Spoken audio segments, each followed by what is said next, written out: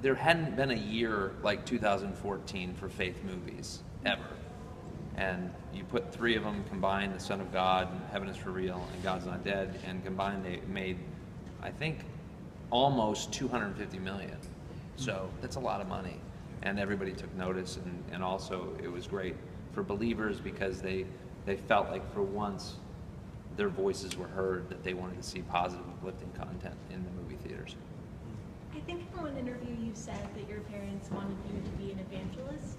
Do you think that you're accomplishing that through these films? I don't really think about that too much. I think so. I think I'm a firm believer that God has a dream inside of each and every one of us, and something special and unique. And what he does with all of us is he lifts us up in different ways. And so maybe my dad had a foresight to say, I believe that my son will be an evangelist, because obviously he had a huge passion and a heart for the Lord. And he hoped that his son would have it. I hope that my son and my kids have it. But the Lord chose to use me in this way. So yeah, I think it's ironic.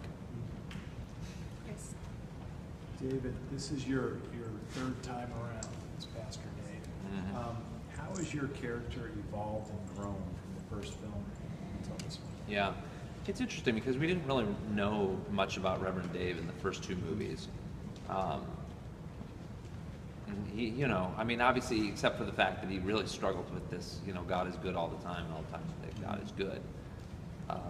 But other than that, you know, and then of course he saves Kevin, you know, he helps to share. He tries to save Kevin Storm, I guess he dies, but he does end up coming to an understanding of who the Lord is through that process. And he does have these little problems along the way. But in this film, and it's an interesting thing because we went through a lot of scripts to come up with God's Not Dead 3. It wasn't something that we just automatically said, oh yeah, we're going to do that. I mean, there was a lot of prayer that went into this movie, a lot of going back and forth, going, you know, Lord, what do you want out of God's Not Dead? The franchise, what do you want in the next installment? We don't want to repeat what we've done already because we're just trying to fill a void. We want to do what you want us to do. And I think that's so important in all of our lives. Is like, Lord, what do you want us to do?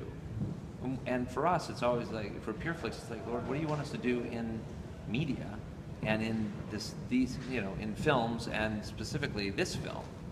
And so the scripts were written. I think we went through, I think this is the 9th draft. 3 separate writers. There are groups of writers. And when this one came around, it just aligned up. I mean, again, I feel like it's for such a time as this. I hate to say that. I know we've heard that a million trillion times, but it's relevant. And this story, as you read it, is pretty relevant with what is going on. And ironically, I feel like we're back again in 2014.